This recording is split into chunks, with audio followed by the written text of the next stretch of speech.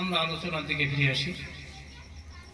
নবী পাক সাল্লাল্লাহু আলাইহি সাল্লাম ওই গারে হিরায় জাবালে নূরে কঠিন সাধ্য সাধনা করতেন, মাঝে মধ্যে ঘরে ফিরতেন, কিছু খাদ্য পানি নিয়ে আবার চলে যেতেন। কিন্তু একটা খাদ্যের একটা সময় থাকে, 2 দিন কি 4 দিন কি 1 সপ্তাহ খাবার। যখন তিনি দীর্ঘদিন ফিরতেন না, সপ্তাহ পার হয়ে যেত, মা খাদিজাতুল কুবরা রাদিয়াল্লাহু আনহা পেরেশান, আল আমিন as-সাদিক তিনি তো ঘরে ফিরেন নাই। তাই আম্মা জান খাদিজাতুল কুবরা রাদিয়াল্লাহু আনহা কিছু খাদ্য পানি নিয়ে ওই গাড়ি গিরায় জাবালে নূরে নবী পাকের দরবারে পৌঁছে যেতেন। আল্লাহ তাআলা জানিয়ে দিলেন নবীকে, নবী গো, তোমার বড় বিবি খাদিজা, তোমার বিবি খাদিজাতুল কুবরা তোমার জন্য খানা নিয়ে এসেছে। আল্লাহ পাক আল্লাহ তাআলা খাদিজাকে সালাম দিয়েছেন। সালাম আল্লাহর নবীর বিবি খাদিজাতুল কুবরা রাদিয়াল্লাহু আনহা আমাদের আম্মা জান, তিনি এর সালামের জবাব দিয়েছেন, সালামুন আলাইহা, জবাব দিয়েছেন। গাড়ি হিরায় জাবালে নূরে আল্লাহর নবী 15 বছর 2 মাস 18 বা 19 দিন তিনি সাধ্য সাধনা করেছিলেন। সর্বপ্রথম কোরআন নাজিল হলো রমজানুল মুবারকের পুণ্যময় রজনীতে। সর্বপ্রথমে কোরআন নাজিল হলো নবীর কাছে ওই গারে হিরাতে, কাবা শরীফ পাশে। আমি বোঝাতে চাচ্ছি গুরুত্ব, নবীর গুরুত্ব, ওই গুহার গুরুত্ব। সর্বপ্রথম কোরআন নাজিল হলো ওই গুহায়। প্রথম বাক্য নাজিল হলো ইকরা বিইসমি রাব্বিকাল্লাযী খলাক খলাকাল ইনসানা মিন আলাক। পড়ো তোমার সেই রবের নামে যিনি আপনাকে সৃষ্টি করেছেন। পড়ো, শেখো, জানো, বোঝো। জগৎবাসীকে মেসেজ দিন, ও নবী আপনি জগৎবাসীকে মেসেজ দিন, জানিয়ে দিন আপনি হলেন গুরু, আপনি হলেন ওস্তাদ, শিক্ষক। আপনার পড়া লাগে না, আপনি তো আসে আজিম থেকে কোরআন শিখে এসেছেন আপনার সিনাই করে নিয়ে, কিন্তু আপনি ওস্তাদ। আপনি গোটা পৃথিবীবাসীকে বলে দিন, জানিয়ে দিন,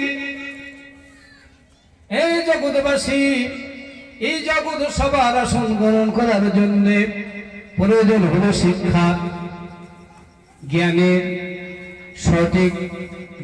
সঠিক ইলমের। কারণ সেই যুগটা ছিল আইয়ামে জাহিলিয়াতের যুগ, বর্বরতার যুগ, অন্ধকারের যুগ।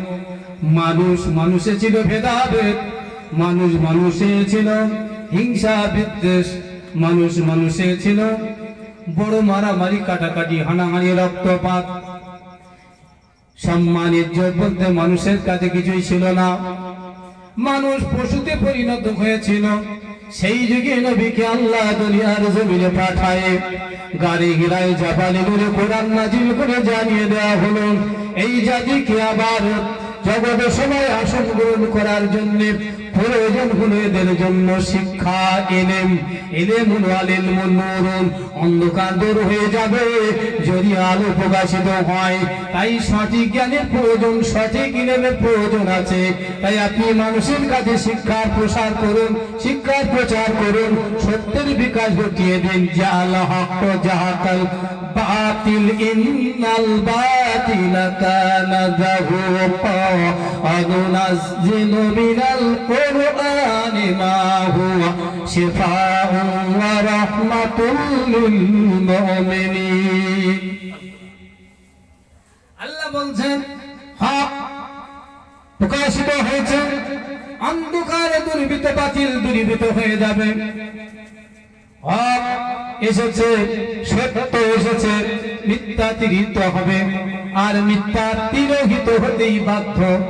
কারণ আল্লাহ বলছেন আনুনাজ্জিলু মিনাল কুরআনি মা হুয়া শিফাউ রাহমাতুল লিল মুমিনিন। আল্লাহ বলছেন আমি আল্লাহ কোরআন নাযিল করেছি, মুনাজ্জিলু মিনাল কোরআনি, আমি কোরআন নাযিল করেছি, মা হুয়া শিফা, এটা হলো শিফা, এটা হলো মুক্তি, এটা হলো মুক্তির সনদ, এটা হলো রোগের শিফা, রহমাতুল লিল মুমিনিন, মুমিনদের জন্য রয়েছে রহমত।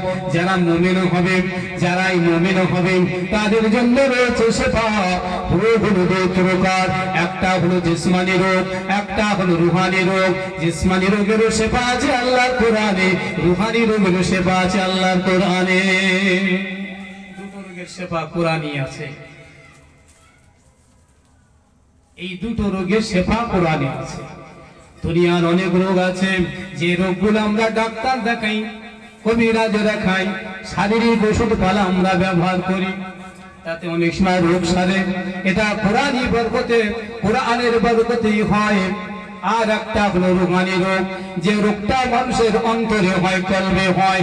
আল্লাহ কালাম পাকে বলেন ফি কুলুবিহিম মারাদুন ফাজাদাহুমুল্লাহু মারাদা, আল্লাহ বলে তাদের কলবে বয়রাম আছে, তাদের অন্তরে রোগ আছে। যে রোগ আরো বাড়তে লেগেছে, যে রোগ দিন দিন বেড়ে চলেছে, যদি তার প্রতিকার করানো হয়, চিকিৎসা না দেওয়া হয়। অন্তরে রোগ আছে, অন্তরের রোগ কি? অন্তরের রোগ হলো হিংসা, বিদ্বেষ, অহংকার, কিনা, আমিত্ববোধ, অহংবোধ, নাফসানিয়াতি, খাইশিয়াতি, যে খারাপ দিকগুলো আছে, এটা একটা বড় বড় রোগ। এই জাহিলিয়াত যুগে এই রোগের মানুষ রোগীতে পরিপূর্ণ ছিল, রোগে পরিপূর্ণ ছিল, ব্যারামে পরিপূর্ণ ছিল। তাই আল্লাহ পাক জানেন এই জাতিকে আবার জগৎ সভায় আসন গ্রহণ করাতে হলে তাদের রোগ সারাতে হবে। তাই কোরআন নাজিল করে বলে দিলেন মুনাজ্জিলু মিনাল কোরআনি মা হুয়া শিফাউ ওয়া রাহমাতুল লিল মুমিনিন, আমি আল্লাহ কোরআন নাজিল করেছি মুমিনদের জন্য, যা মুমিনদের জন্য রয়েছে রহমত ও শিফা। আল্লাহ নবী সাল্লাল্লাহু আলাইহি সাল্লাম সেই দাওয়াই দিয়েছিলেন। সেই মক্কা নগরীর বড় বড় কাফের, বেঈমান, বেদিন, ইহুদি, নাসারা, যাদেরকে আল্লাহ হিদায়াতের নিয়ামতে গনি করেছেন, তারা তো মহান মহাত হয়েছে, জগৎ সবার মহান আসন গ্রহণ করেছেন। যেমন হযরত আবু বকর সিদ্দিক রাদিয়াল্লাহু আনহু, উসমান গনি রাদিয়াল্লাহু আনহু, হযরত ওমর ফারুক কে আজম রাদিয়াল্লাহু আনহু, হযরত আলী মুর্তজা কাররামুল্লাহ ওয়াজহু রাদিয়াল্লাহু তাআলা আনহু, খালিদ বিন ওয়ালিদ রাদিয়াল্লাহু আনহু, হযরত বেলাল রাদিয়াল্লাহু আনহু, আবু হুরায়রা রাদিয়াল্লাহু তাআলা আনহু, নবীর লাখো লাখো সাহাবী, তারা ওই কোরআন থেকে উপকৃত হয়ে তারা পৃথিবীর জমিনে, পৃথিবীর ইসলাম ইতিহাসের উজ্জ্বল একটা অধ্যায় তারা নিজেরা গ্রহণ করে রেখেছেন। তারা এমন মানুষ হয়েছেন, ইসলামিক ইউনিভার্সিটির প্রথম যারা ছাত্র ছিলেন সাহাবে কেরাম, যাদেরকে আল্লাহ পাক সার্টিফিকেট দিয়েছেন রাদিয়াল্লাহু আনহুম রাদু আনহু, আল্লাহ তাদের প্রতি রাজি খুশি হয়ে গেছেন, তারাও আল্লাহর কাছে রাজি খুশিতে রয়েছেন। তার একে অপরের একটা মহান কাজে তারা আঞ্জাম দিয়েছেন। আল্লাহ বলেন আওয়ামান কানা মাইতান ফাহাইনা বিহি ওয়াজআলনা লাহু নূরান ইয়ামশি বিহি ফিন-নাস কামাসালিল লাযীনা, আল্লাহ বলছেন আওয়ামান কানা মাইতান, তারা মরা ছিল, তারা মুর্দা ছিল, ফাহিনাহু, আমি আল্লাহ পরে তাদের জীবিত করেছি, ওয়াজআলনা লাহু নূরান ইয়ামশি বিহি ফিন-নাস, এবং তাদের মানুষের মাঝে চলার জন্য নূর দিয়েছি, জ্যোতি দিয়েছি, আলো দিয়েছি, যে জ্যোতি যে নূর নিয়ে এসে চলে। আল্লাহ বুঝে তারা মরা ছিল। কারা মরা ছিল? ওই যুগের মানুষটাই তো মরা ছিল। মরা এই শব্দের অর্থ তাফসীরে আনওয়ারুল কোরআনের মধ্যে লেখা হয়েছে যে এই মরা শব্দের অর্থ হলো গোমরাহি, গোমরাহির মধ্যে তারা ছিল। আর তাদেরকে নূর দিয়েছেন, হেদায়েত দিয়েছেন, অর্থাৎ আলো দিয়েছেন, হেদায়েতের আলো দিয়ে তাদেরকে আলোকিত করেছেন। এবং এমন নূর দিয়েছেন যে নূর নিয়ে তারা চলে মানুষের মাঝে, সেই নূর জ্যোতি নিয়ে চলে। এই নূর জ্যোতি হলো আলো, এই নূর হলো ঈমান ও হেদায়েত। এই হেদায়েত নিয়ে চলে, হেদায়েতের মশাল নিয়ে চলে, যেখানে যারা যায় তারা হেদায়েত প্রাপ্ত হয়। তাই সাহাবে কিরাম রাদিয়াল্লাহু আনহুম আজমাইনদের জীবন ইতিহাস দেখলে পাওয়া যায়, মক্কার কাফেররা সাহাবে কিরামের উপরে যখন অত্যাচার শুরু করলো, স্বয়ং রাসূল পাক সাল্লামের উপরে যখন অত্যাচার শুরু করলো, ইয়েমেনে চলে গেল একদল সাহাবী, তাদেরকে পাঠানো হলো বাদশা নাজাশির কাছে। ঘটনা আপনারা জানেন, তাদের ইসলাম প্রচার করতে লাগেনি, তারা রাসূলের কাছে যে নূরের মশাল, হেদায়েতের মশাল নিয়ে গিয়েছিলেন, তাদের আচার আচরণ, সংশোধিত আচার আচরণে সেই ইয়েমেনের মানুষগুলো তারা মুগ্ধ হয়ে গিয়েছিল। এরা কোন মানুষ, এরা কোন মানুষ, এদের আচার আচরণ, এদের চলনে বলনে একটা মাধুর্য, এদের চলনে বলনে একটা গাম্ভীর্য, এদের চলনে বলনে একটা সংশোধিত একটা, এরা যেন মানুষ না, এরা যেন জগতে একটা মহামানব। এই দেখেই অনেক মানুষ ইসলামের প্রতি আকৃষ্ট হয়েছিল। তা আমাদের এমন জীবন গড়তে হবে, আমাদের এমন ঈমান গ্রহণ করতে হবে, আমাদের চলা বলা, আমাদের আকীদা লেনদেনকে দেখে মানুষ আকৃষ্ট হয়ে যাবে ইসলামের উপরে, আমাদের তরিকার উপরে। তো ভাইরা আমার, আল্লাহ পাক রব্বুল আলামিন বলেন, আমি কোরআন নাযিল করেছি যা হলো মুমিনদের জন্য শিফা এবং রহমত। রহমত ও শিফা রয়েছে যে কোরআনের মধ্যে, এটা যারা গ্রহণ করবে তারা রোগ মুক্তি পাবে, তারা শারীরিক রোগ থেকে তারা মুক্ত হবে, তারা বাতিলি রোগ থেকে মুক্ত হবে। তাই এই বাতিলি রোগ থেকে মুক্ত করার জন্য আল্লাহ পাঠালেন নবীকে, রাসূলকে পাঠালেন, আর তার দায়িত্ব দিলেন ইউযাক্কিহিম, তিনি পাক করবেন, পবিত্র করবেন পদবালা মানুষগুলোকে, আল্লাহ ভালা মানুষগুলোকে সিরাতাল মুস্তাকিমের পথের পথিক বানাবেন। তিনি হলেন রাসূল আকরাম সাল্লাল্লাহু আলাইহি ওয়াসাল্লাম। প্রয়োজন হলো গুহা, ওই গুহায় আমাদের আসতে হবে, গুহার দিকে চলো, গুহার দিকে চলো। যদি জীবন গড়তে চাও, যদি তোমার ভিতর বাহিরটাকে পরিশুদ্ধ করতে চাও, তাহলে গুহায় এসো। কিন্তু মক্কা নগরীতে এটা নয়, এটা মদিনাতুল মুনওয়ারা নয়, এটা বাংলার জমিন। এই বাংলার জমিনে কিছু কিছু জায়গায় সেই গুহার নূরের ছটা আছে। যেমন এই জায়গাটা কি নাম গ্রামের? কালেরাইট দরবার শরীফ, এটা হলো সেই গারে হীরা নূরের ছটা। যেমন বালিগড়ি দরবার শরীফ, সেই গারে হীরা নূরের ছটা। যেমন দেবীপুর দরবার শরীফ, এটা হলো সেই গারে হীরা নূরের ছটা বাবা। তাই এই গুহার থেকে আসতে হবে।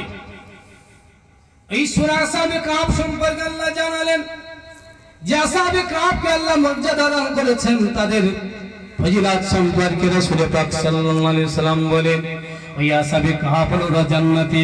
কোরআন শরীফে বলা হলো এরা 309 বছর, অর্থাৎ 309 বছর গুহার মধ্যে ঘুমিয়ে পড়লেন।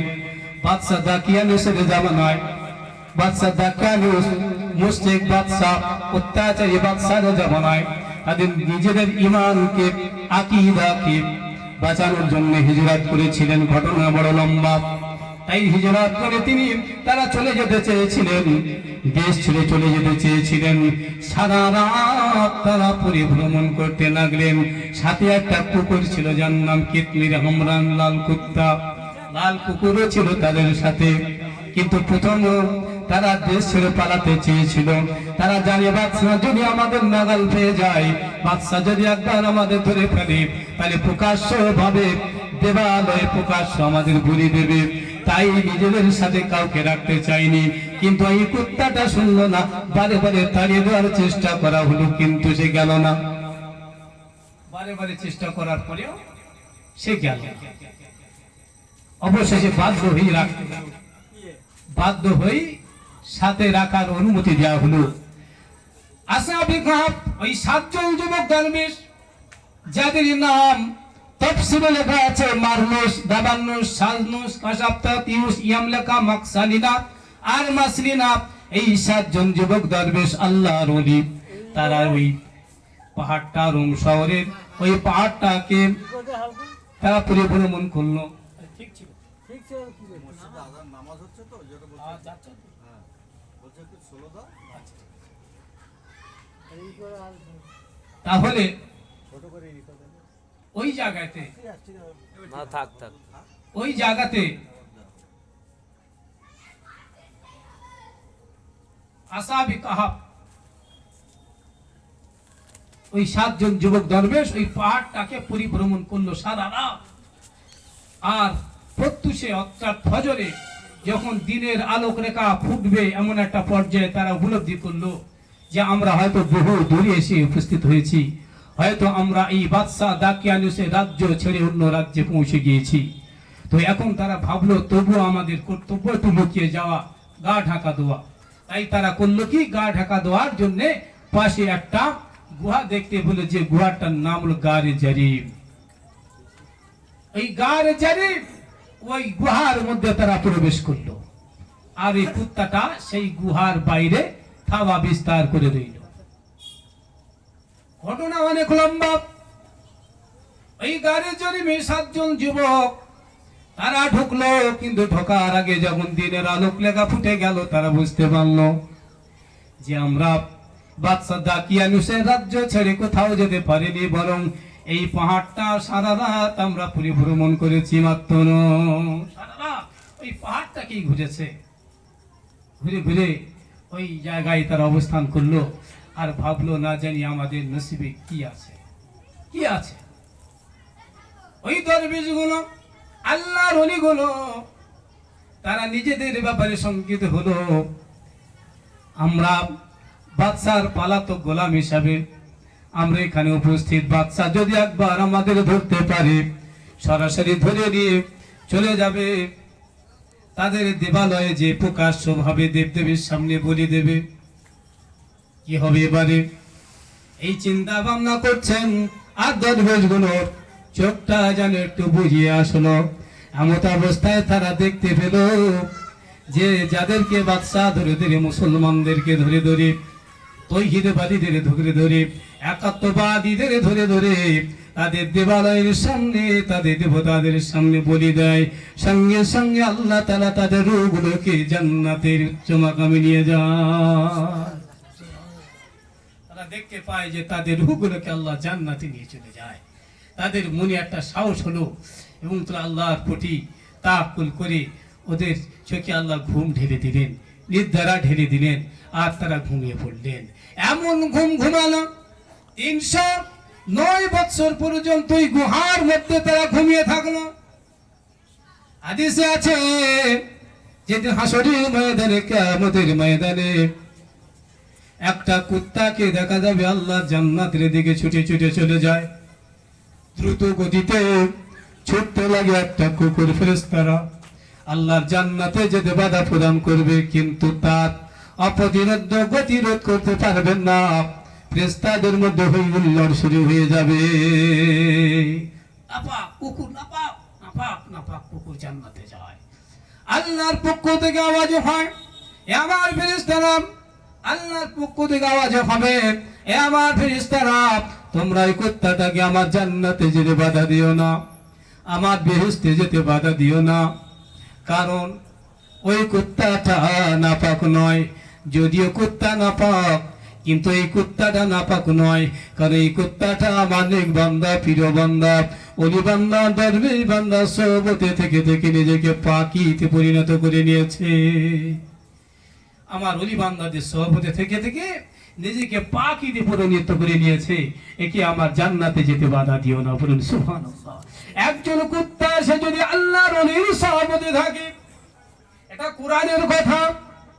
একজন কুকুর যদি আল্লাহর ওলিদের সোহবতে থাকে, তাকে যদি আমার আল্লাহ জান্নাতি বানায়, ও জগতের মানুষ যারা আল্লাহর ওলিদের সান্নিধ্যে থাকবে, যারা আল্লাহর প্রিয় বান্দাদের সান্নিধ্যে থাকবেন, সে যত বড় গুনাহগার হোক, পাপী হোক, তাপী হোক, আল্লাহ তাআলা তাকে মাফ করে দেবে।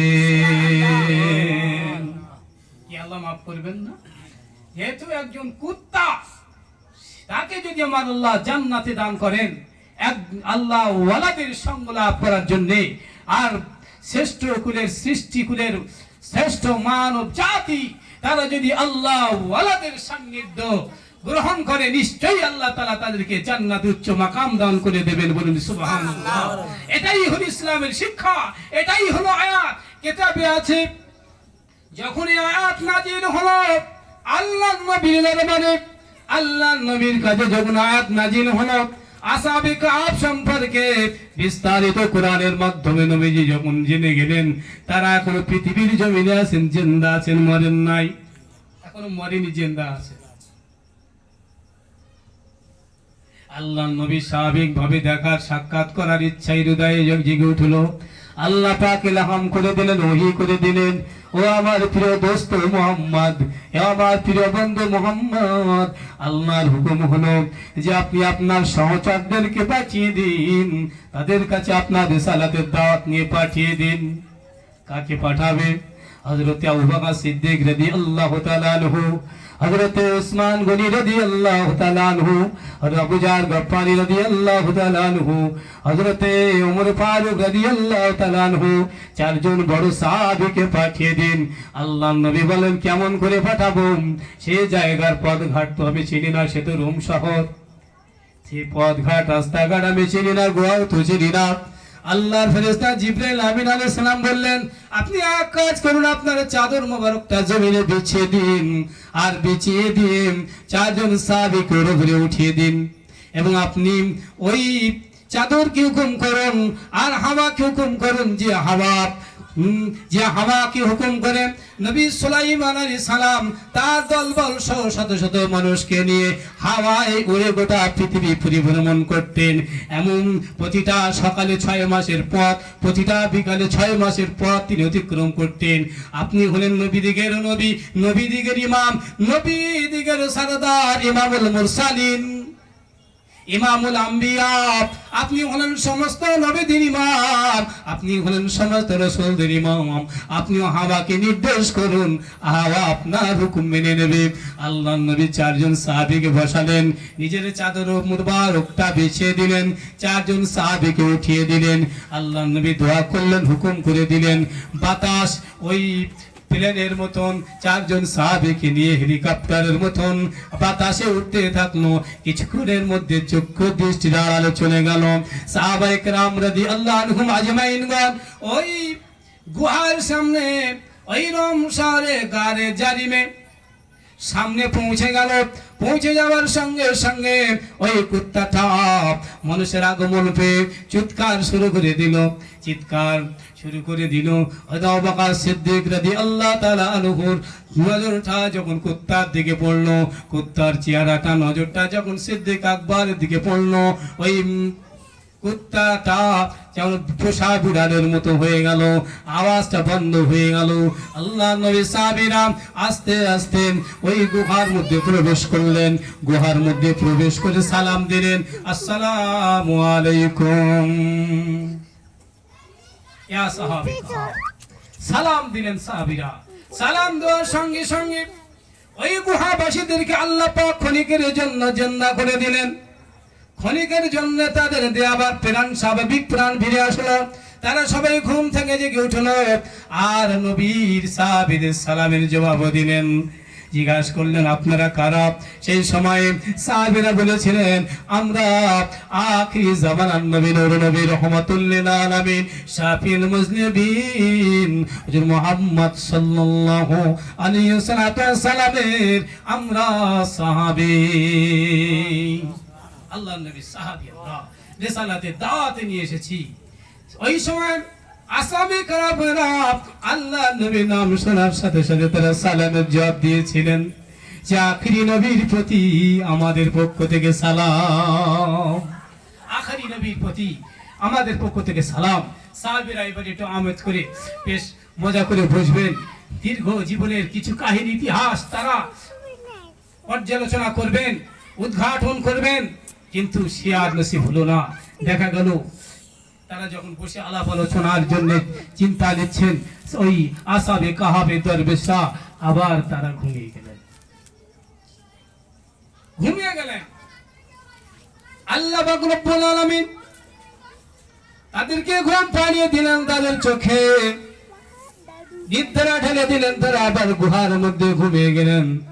সাহাবায়ে কেরামরা যেভাবে গিয়েছিলেন তাদের অনেক মনের আশা পূরণ হলো না। তাদের সঙ্গে অনেক কথা বলবেন, আলোচনা করবেন, অনেক কিছু পুরনো দিনের কথা উদ্ঘাটন করবেন, হলো না। মনটা মরা, কি আর করা যাবে। আবার যেভাবে গিয়েছিলেন সেইভাবেই তারা আবার নবী পাকের দরবারে ফিরে আসলেন। আল্লাহ পাক রব্বুল আলামিন আসহাবে কাফ সম্পর্কে বলতে যে বলছেন, শুনে রাখো, এটা হলো আল্লাহর রাত, হাযা যালিকা মিন আয়াতিল্লাহ, এটাই হলো আল্লাহর আয়াত, এটাই হলো আল্লাহর নিদর্শন। এই নিদর্শনটা তোমরা বোঝো। আল্লাহ যারে হেদায়েত দেন সেই তো হেদায়েত পায়, আর আল্লাহ যারে গোমরা করে ফালাম তাজিদ লাহু ওয়ালিয়াম মুরশিদা, তারা কোনো ওলি মুর্শিদ পায় না, তাদের নসিবে কোনো ওলি মুর্শিদ জোটে না, ওলি মুর্শিদ জোটে না। যাদের আল্লাহ হেদায়েত করে তার জন্য আল্লাহ একটা ওলি মুর্শিদকে যোগাযোগ করিয়ে দেন। আর যার নসিবে হেদায়েত নাই,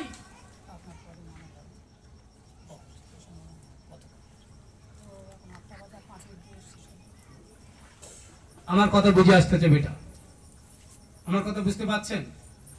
আল্লাহ বলছেন যে আল্লাহ যারে হেদায়েত করে সেই হেদায়েত পায়, আর আল্লাহ যারে গোমরা করে সে কোনো ওলি মুর্শিদ পায় না। অর্থাৎ ওলি মুর্শিদ ছাড়া হেদায়েত হয় না। এই মুর্শিদকে, মুর্শিদ হলো একমাত্র রাসূল পাক সাল্লাল্লাহু আলাইহি সাল্লামকে মুর্শিদ করে পাঠানো হলো। মুর্শিদ মানে সাক্ষী, সাক্ষী করে পাঠানো হলো। আমরা কালেমা পড়ি, সাক্ষী দেই না, আশহাদু আল্লা ইলাহা ইল্লাল্লাহ আশহাদু আন্না মুহাম্মাদান আবদুহু রাসূলুহু। আমরা সাক্ষী দেই আল্লাহ ছাড়া কোনো মাবুদ নেই, আরো সাক্ষী দিই মুহাম্মদ আল্লাহ রাসূল। প্রশ্ন হলো আমরা কি সাক্ষী দেই দেখে না না দেখে? আমরা কি আল্লাহকে দেখেছি, সাক্ষী দিলাম? আমরা কি রাসূলকে দেখেছি, সাক্ষী দিলাম? সাক্ষী তো দিতে হয় দেখে। যিনি সাক্ষী দেবেন মুর্শিদ, তিনিও যখন সাক্ষী দেবেন দেখে দেবেন না না দেখে দেবেন? তাহলে দেখে হয় সাক্ষী, না দেখে সাক্ষী হয় না। এই সাক্ষীটা দেখে দিতে হয় বাবা। আমার ভাইরা বাবাজিরা, আমার আল্লাহ রাব্বুল আলামিন বলেন, বান্দারে আমি আল্লাহ যাদেরকে হেদায়েত দেই সে হেদায়েত পায়। সুন্নাতালিনু জুলুদুহুম ওয়া কুলুবুহুম ইলা যিকিরিল্লাহ। আল্লাহ বলে অতঃপর তাদের কলব চামড়া নরম হয়ে আল্লাহ জিকির করে। জালিকা হুদাল্লাহ, এটাই হলো আল্লাহর হিদায়াত। ইহাদি বিহি মাইয়াশা, আল্লাহ যারে চায় ভাবে হিদায়াত প্রদান করেন। আমাইয়াদুল ফামালাহু মিন হাদ, আল্লাহ যারে গোমরা করে সে কোনো হেদায়েতকারী পায় না। হেদায়েতকারীর জন্য একজন হেদায়েতের জন্য একজন হেদায়েতকারীর প্রয়োজন আছে। আমার আল্লাহ বলছেন, আর যারা হেদায়েত হয় তাদের নিদর্শন হলো তাদের কলব চামড়া নরম হয়ে আল্লাহ আল্লাহ জিকির করে। এটাই হলো হিদায়াত। আল্লাহ জালিকা হুদাল্লাহ, এটাই হলো আল্লাহর হিদায়াত। আল্লাহ নবী বলেন, আখিরি জামানায় ইউশাকু আয়াতি জামানুন আলান নাস লা ইয়াবকা মিনাল ইসলামি ইল্লা ইসমুহু ওয়া লিয়াবকা মিনাল কুরআনি ইল্লা রাসমুহু মাসাজিদুহুম আমিরাতুন ওয়া হুয়া খারামুম মিনাল হুদা। মুত্তাফাকুন আলাইহি। বুখারী মুসলিম শরীফের হাদিস হযরতে আলী মুর্তজা রাদিয়াল্লাহু তাআলা আনহু থেকে বর্ণিত। তিনি বলেন, এমন একটা জামানা তোমাদের উপরে হাজির হবে, সেই সময় সেই জামানায় একদল মানুষ তাদের দ্বারা হবে কি, ইসলাম ধর্মের নাম ব্যতীত ছাপ মুছে যাবে, ইসলাম ধর্মের নাম শুধু থাকবে, কাম উঠে যাবে। সেই সময় কোরআন পড়ার এসেম থাকবে, কোরআন পড়ার এসেমে থাকবে, আসল কোরআন তেলাওয়াত বন্ধ হয়ে যাবে। শবে বরাতের মাস, মৌলবী মোল্লারা দেখবেন বাড়ি বাড়ি সুদখোর ঘুষখোরের বাড়ি যে না কোরআন তেলাওয়াত করতে লেগেছে, আর চাল পয়সা দাও। আর আমার আল্লাহ বলে ইয়া আইয়ুহাল মুজাম্মিলু কুমিল লাইলা ইল্লা কলিলান নিসফাহু আবিনকুজ মিনহু কলিলা আও জিদ আলাইহি ওয়া রাত্তিলিল কুরআন তারতিলা। আল্লাহ বলে হে কম্মুল মুরিদেরা ওয়ালা ওঠো, রাতের গভীরে ওঠো এবং তেলাওয়াত করো আল্লাহর কোরআন, যেটা তোমার কাছে বড় সহজ হয়, এবং তাসবিহ অনুযায়ী স্পষ্ট ভাবে আল্লাহর কোরআন পড়ো। রাতের বেলা কোরআন আর পড়া আছে আমাদের, সবে বরাতের সঙ্গে বাড়ি বাড়ি পড়া, হ্যাঁ সবে রাতের পড়া, কদরের পড়া, প্রতিনিয়ত আল্লাহর কোরআন পড়ার কথা আল্লাহ কোরআনে বলেছেন, সেটা কি আছে?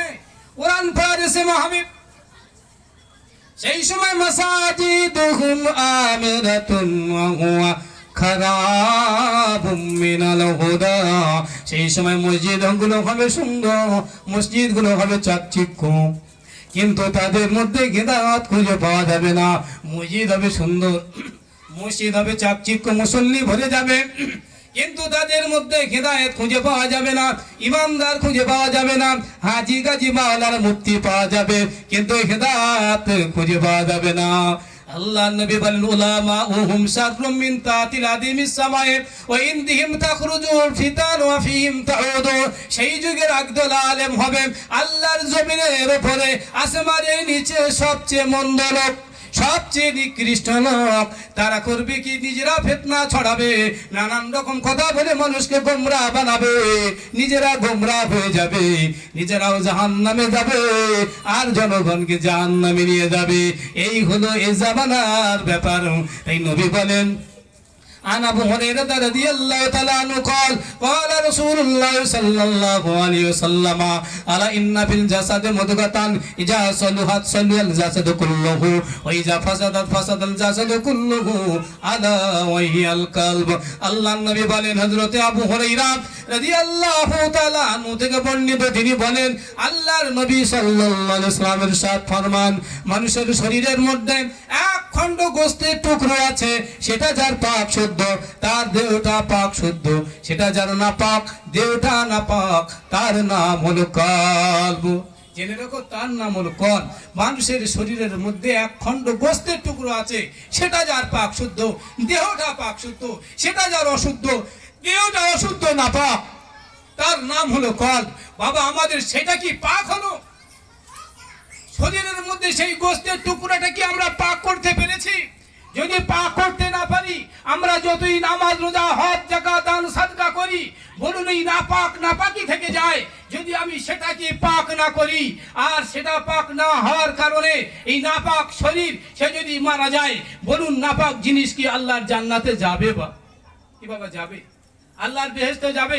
নাপাক জিনিস আল্লাহর বেহেশতে যাবে না। কারণ জান্নাত পাক, পাক জায়গায় পাক ছাড়া নাপাক যাবে না। তাহলে আমাদের পাক করতে হবে।